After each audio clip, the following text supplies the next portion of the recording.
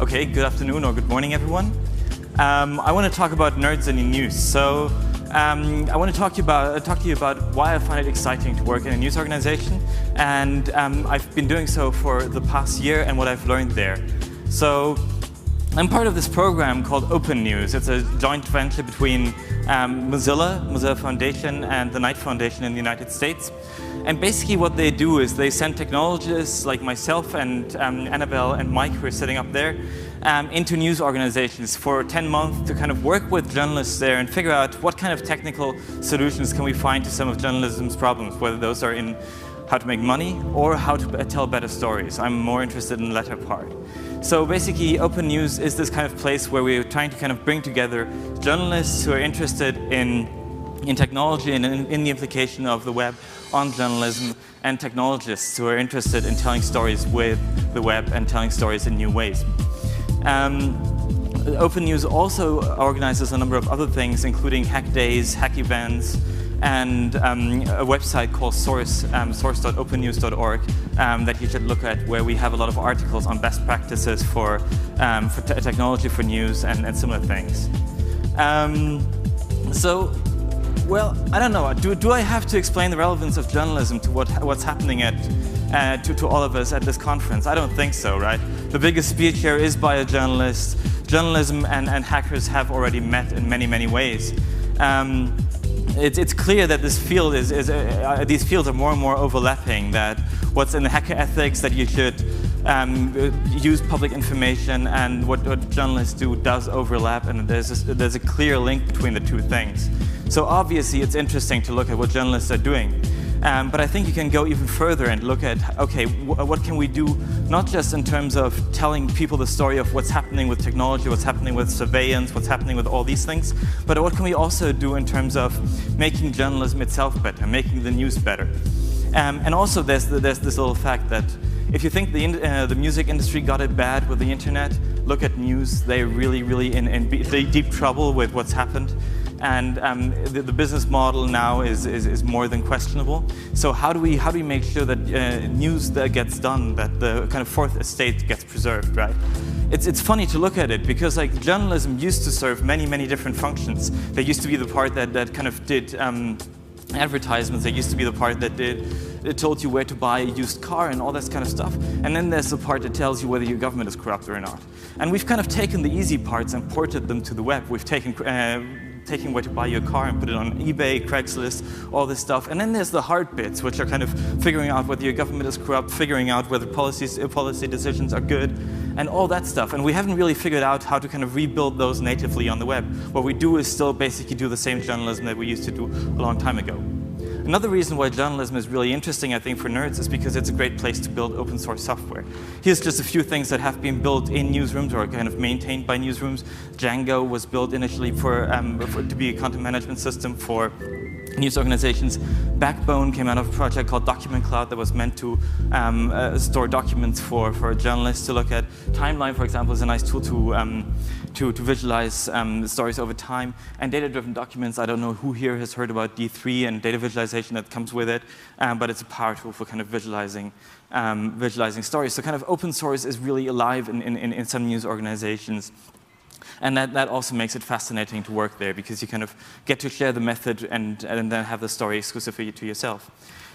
So where do kind of nerds and journalists really meet? I think one of the most interesting points where the two kind of overlap in their interests and activities is something like data-driven journalism. So journalism that isn't based just on making a telephone call or verifying information by having interviews with people, but that uses data as a source and also as a way to present information, to present the story in the end. You as data journalist has made this nice phrase that data journalism was kind of social science with a deadline.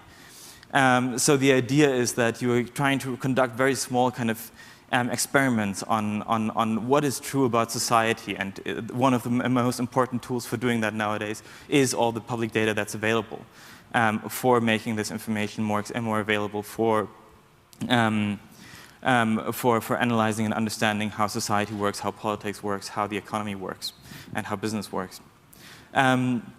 So this idea of data-driven journalism isn't entirely new. It's been around for a while. It used to be called computer-assisted reporting. But I think what's exciting is that there is now a growing community of people that are really looking into this in more depth. This includes kind of organizations that are not traditional news organizations and have really taken data as a part of their essence of what they do. In the US, you've got organizations like ProPublica or the Texas Tribune, which are kind of very data-driven news organizations. In Europe, you've got organizations like Open Data City or Journalism Plus Plus that kind of take this as one of their operating principles. But even more exciting than these companies, I think, is this idea of hacks and hackers. So I don't know who of you is familiar with this, but there's this growing network of meetups, essentially, where you bring together hacks, like journalists, and hackers, and try to get them to find a common language to talk about the problems that they're trying to solve in doing good investigative work. So one of them is in Berlin. There's one in Hamburg here, if you're interested. They're all over Europe and the whole world. This one here is in Buenos Aires, where you have hackers from all over Latin America come together and figure out, okay, how do we get that information from public bodies better? How do we present this information? How do we kind of condense it into a story?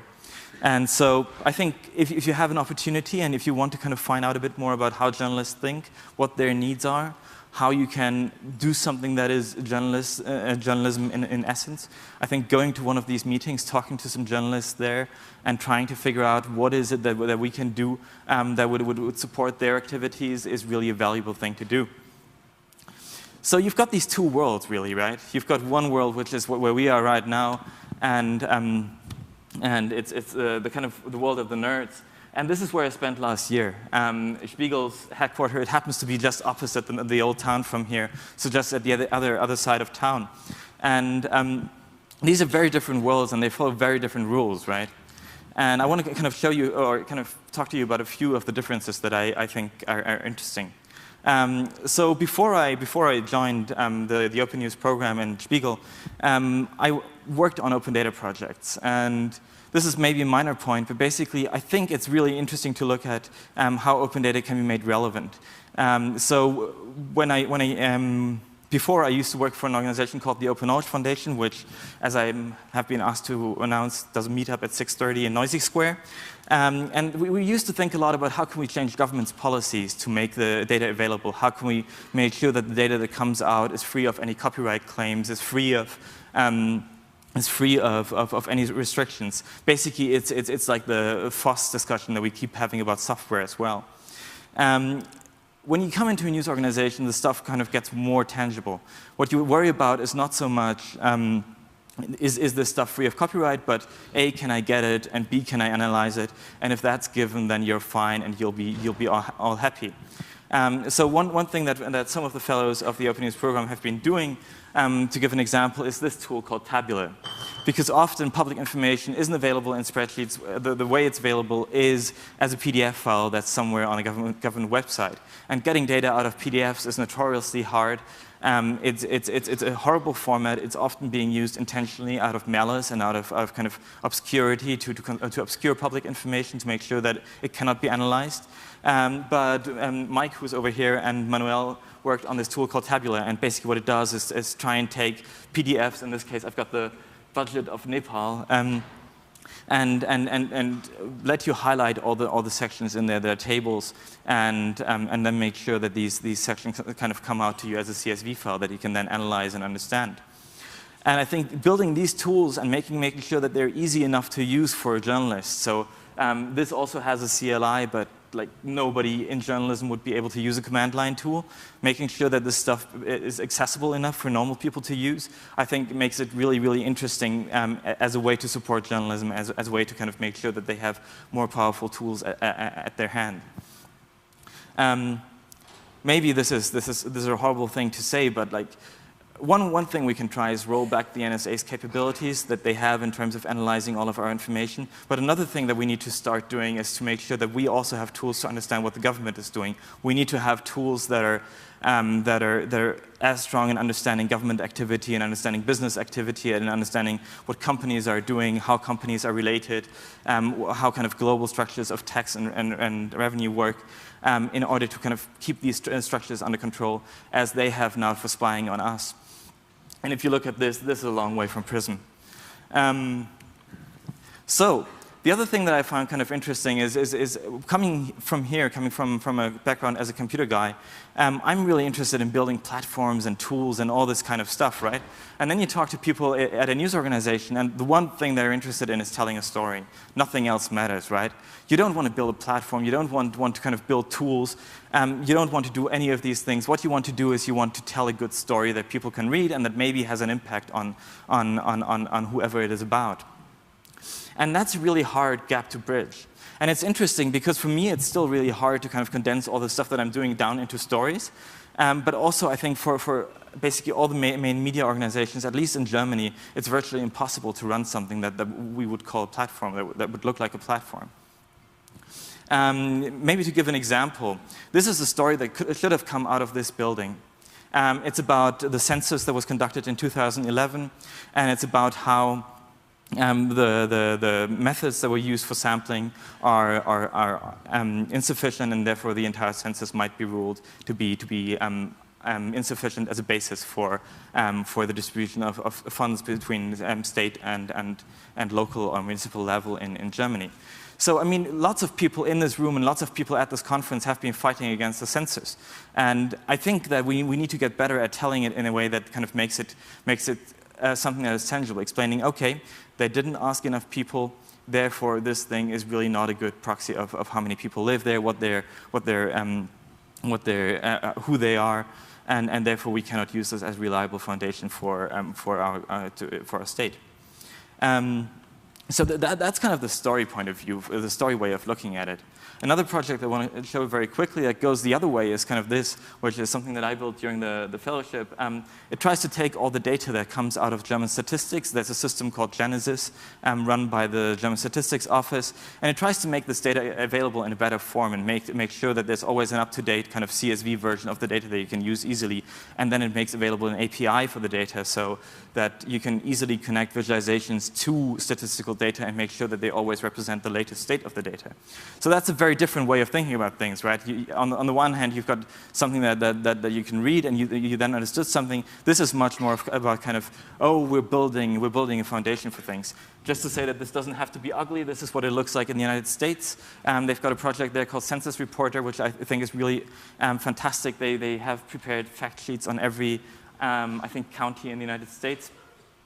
And they make it possible to compare these counties and then kind of find things that are interesting about them. How does the place where I live rank up against all the other places that are out there? How does this compare to the rest? And what are the most extreme places? And why are they so extreme, right? And then you get back into storytelling territory once you do this whole loop of kind of going through the thing like that. The interesting thing is I don't think that any media organization in Germany would be able to run such a thing right now. One thing that I still want to do and that I try to pitch to media organizations was about making an app that would track the coalition treaty. So you've got this coalition treaty, and whether you agree with it or whether you don't agree with it, there is something like 200 or so agreements in there. And wouldn't it be interesting to look at how many of these agreements are actually going to be implemented, and how many of these agreements are going to be transformed beyond recognition in the process of being formed into law, and how many of these things never actually make it onto the agenda over the next 4 years, or however many years we'll have to endure this. And to kind of track this stuff, right? But this is kind of a project that would have to last over 4 years and would be something that is bigger than just kind of one story that you write up in 6 hours or even 2 weeks or even 4 weeks. It's something that would be run continuously. And that is something that I think media organizations haven't learned how to do yet. And I still think that it's something that is interesting that we need to start doing, especially if you're talking about data, because often the kind of initial upfront costs of working with the data is quite high. You need to invest a lot of time into making the stuff accessible. And then kind of having it just for a story that runs on your homepage for 1 day just doesn't make economic sense. So you need to get into a place where this stuff gets used continually.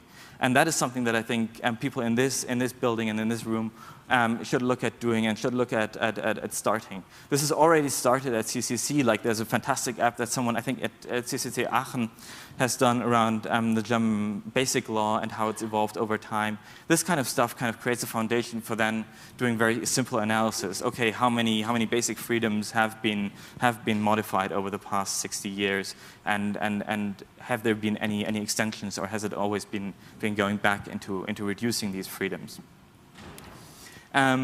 So that's, I think, one of the most interesting things is we've basically managed to turn a lot of what journalism used to do into platforms. We've managed to turn part of the business model of journalism into platforms like Craigslist, eBay, whatever the names are. We've managed to turn the funny part, the comic section, right? That's BuzzFeed now. That's things like what's it called, 9gag, or wherever you get your entertainment. Even Facebook, to some extent, has that function of informing me about what my community is up to. And in that sense, I think we can consider it a bit of kind of journalism replacement. No journalist would ever agree to the fact that Facebook is journalism, but it's actually replacing some of what the functionality of journalism used to be. But we also have to look at the kind of hard and nasty bits of journalism, at looking at really complex power structures and looking at really complex institutional kind of fuck-ups. And how these can be understood. And that's something that we haven't really started working on yet, that we haven't really got the appropriate tools for.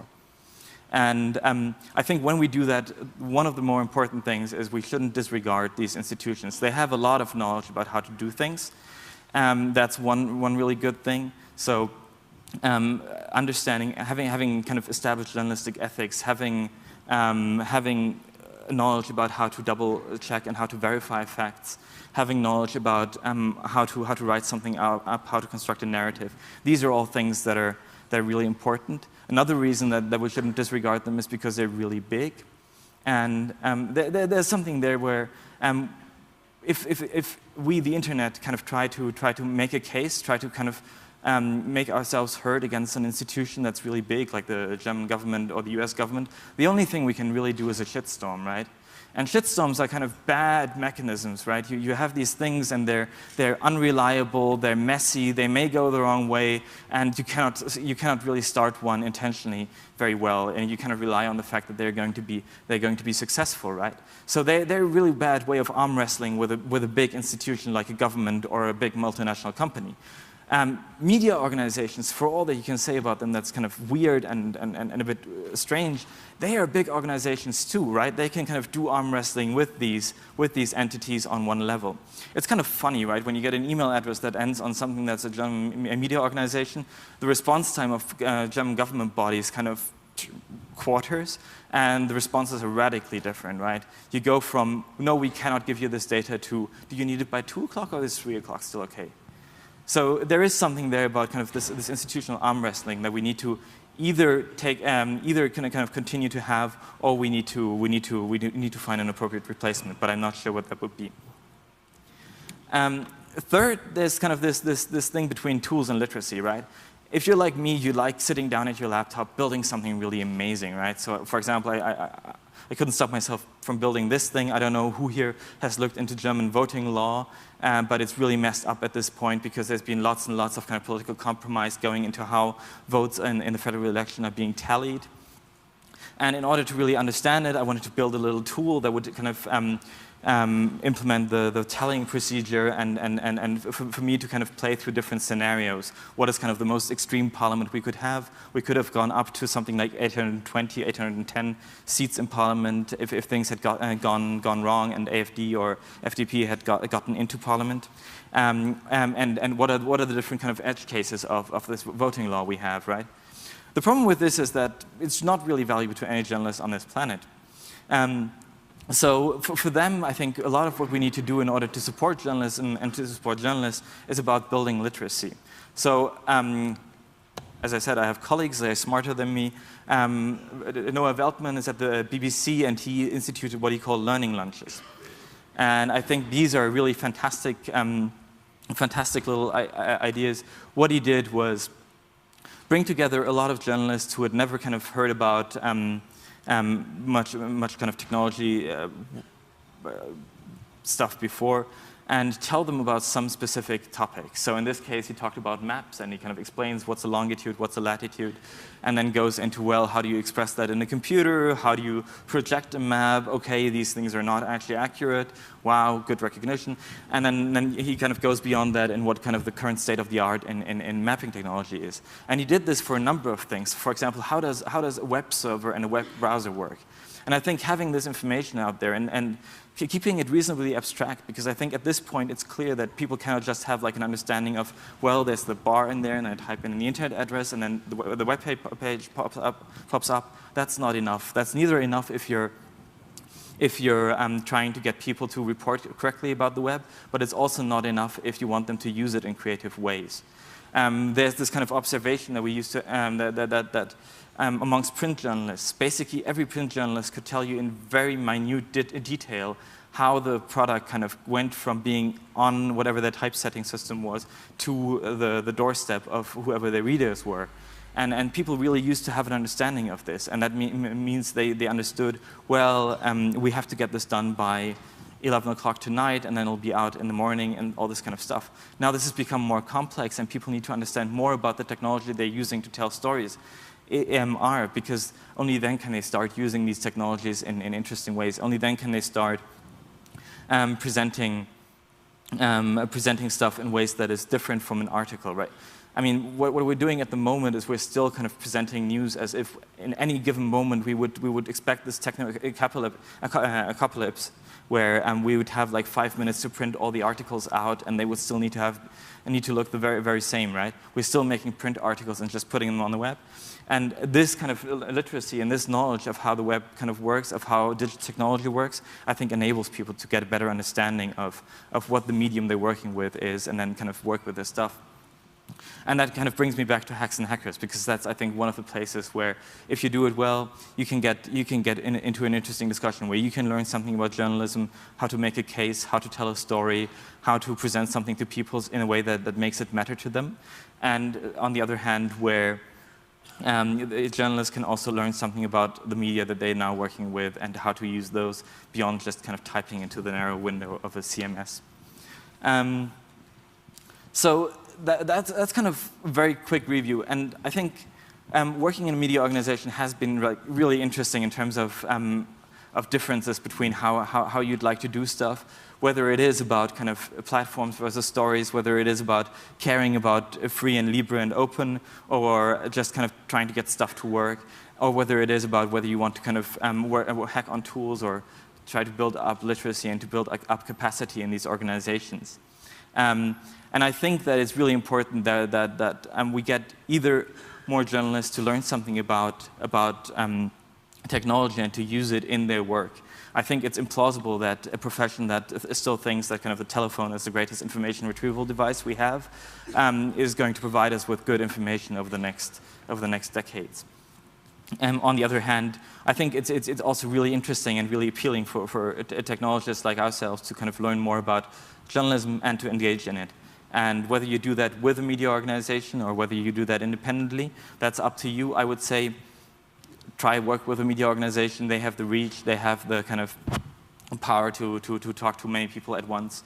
And that is something that we need to do when we have found good stories in whatever kind of data we are looking at. Well, thank you.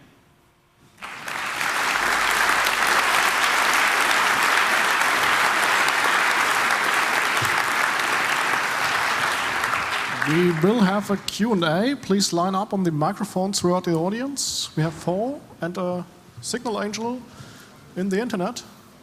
No internet questions at the moment. Please start with your question. Hi.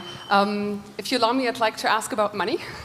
Because being a journalist and the CEO of a fellowship program for journalistic innovation myself, I have experienced that it's very difficult to get, well, computer guys like you just said, into the newsrooms and to have them work with journalists, because the pay sucks.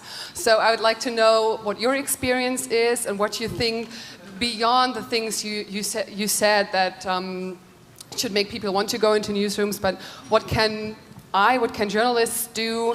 What can we do just to get programmers who might on the free market get a lot more money to still get interested in journalism?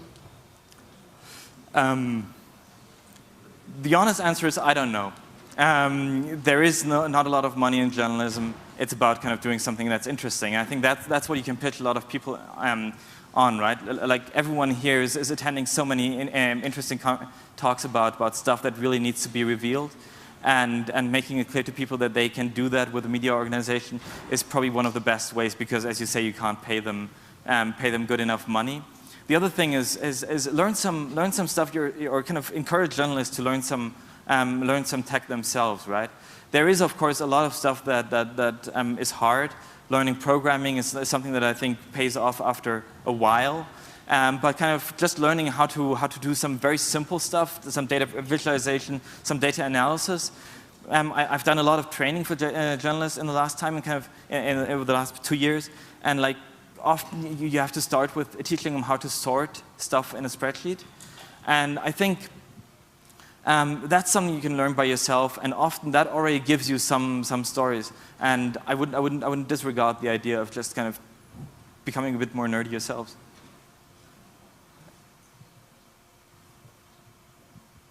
Hi, Friedrich. It's nice to see you again. Nice. And thanks for this. It was good to get a sense of what you've been doing over the last year.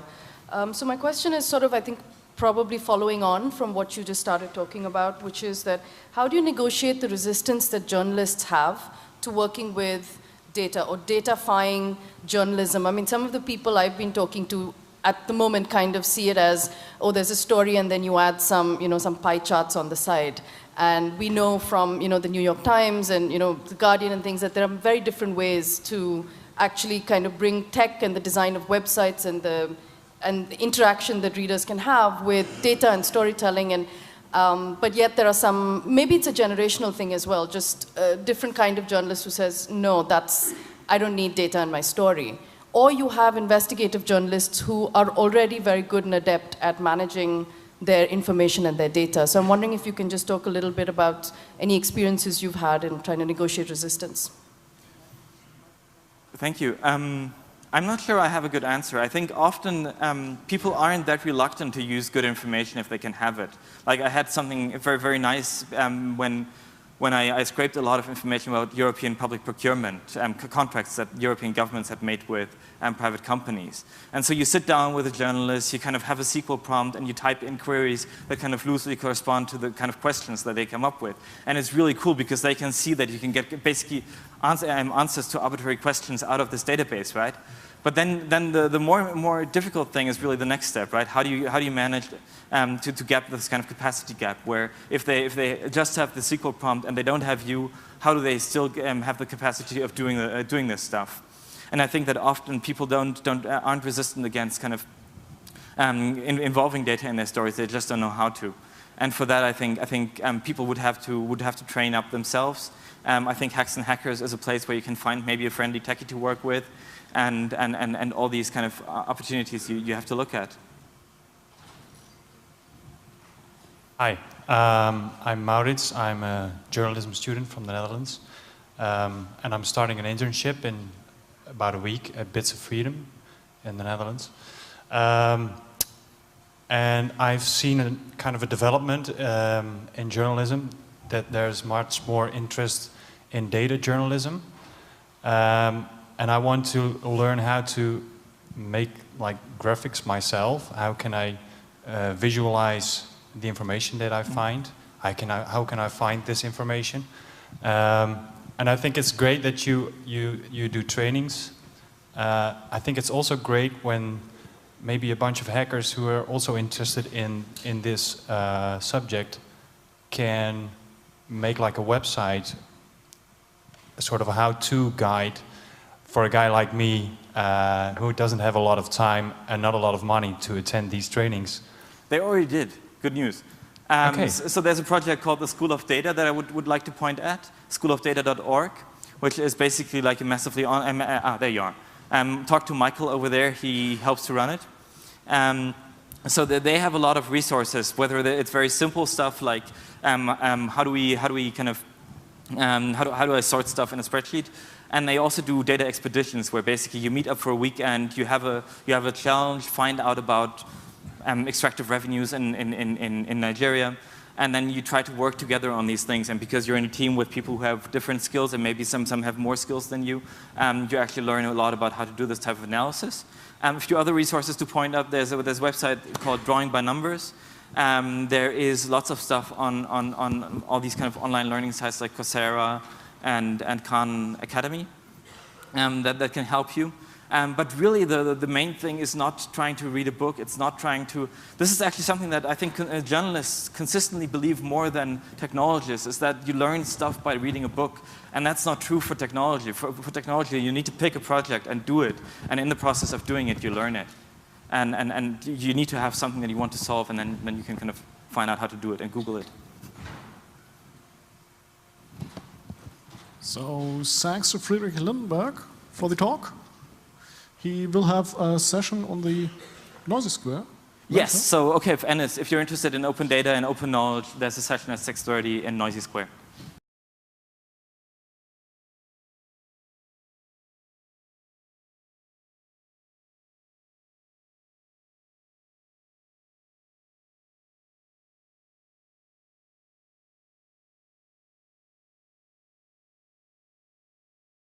Okay, good afternoon or good morning, everyone. I want to talk about nerds and news. So I want to talk to you about why I find it exciting to work in a news organization, and I've been doing so for the past year and what I've learned there. So I'm part of this program called Open News. It's a joint venture between Mozilla Foundation, and the Knight Foundation in the United States.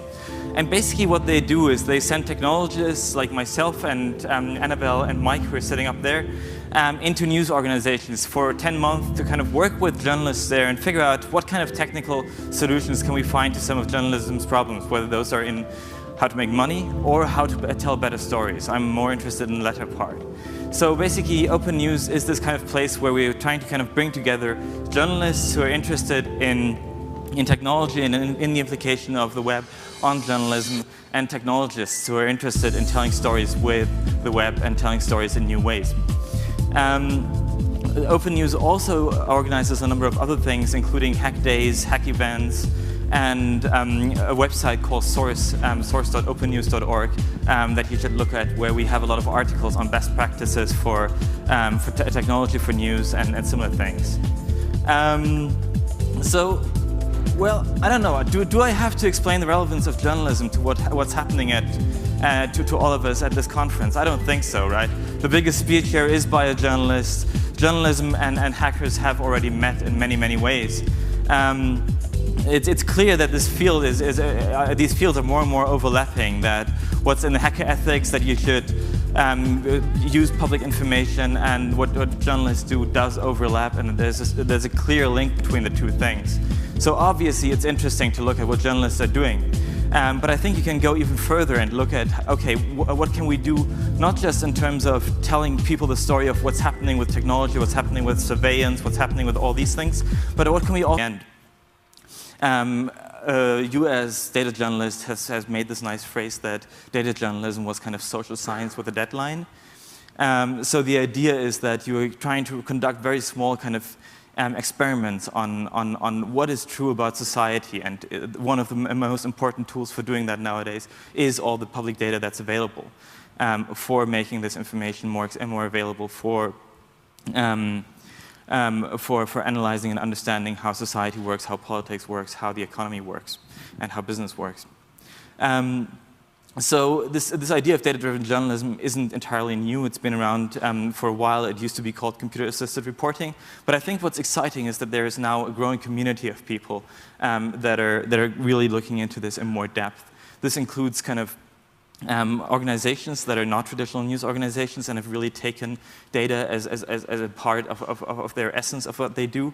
In the US, you've got organizations like ProPublica or the Texas Tribune, which are kind of very data-driven news organizations, open source software. Here's just a few things that have been built in newsrooms or kind of maintained by newsrooms. Django was built initially to be a content management system for news organizations. Backbone came out of a project called Document Cloud that was meant to store documents for journalists to look at. Timeline, for example, is a nice tool to visualize stories over time. And data-driven documents, I don't know who here has heard about D3 and data visualization that comes with it, but it's a power tool for kind of visualizing stories. So kind of open source is really alive in some news organizations. And that also makes it fascinating to work there, because you kind of get to share the method and then have the story exclusively to yourself. So where do kind of nerds and journalists really meet? I think one of the most interesting points where the two kind of overlap in their interests and activities is something like data-driven journalism. So journalism that isn't based just on making a telephone call or verifying information by having interviews with people, but that uses data as a source and also as a way to present information, to present the story. And also do in terms of making journalism itself better, making the news better.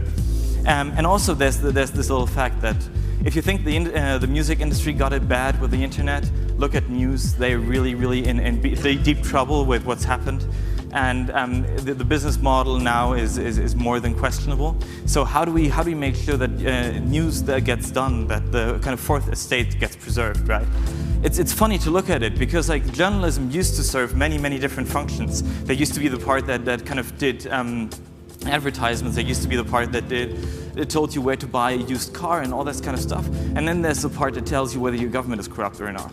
And we've kind of taken the easy parts and ported them to the web. We've taken where to buy your car and put it on eBay, Craigslist, all this stuff. And then there's the hard bits, which are kind of figuring out whether your government is corrupt, figuring out whether policy decisions are good, and all that stuff. And we haven't really figured out how to kind of rebuild those natively on the web. What we do is still basically do the same journalism that we used to do a long time ago.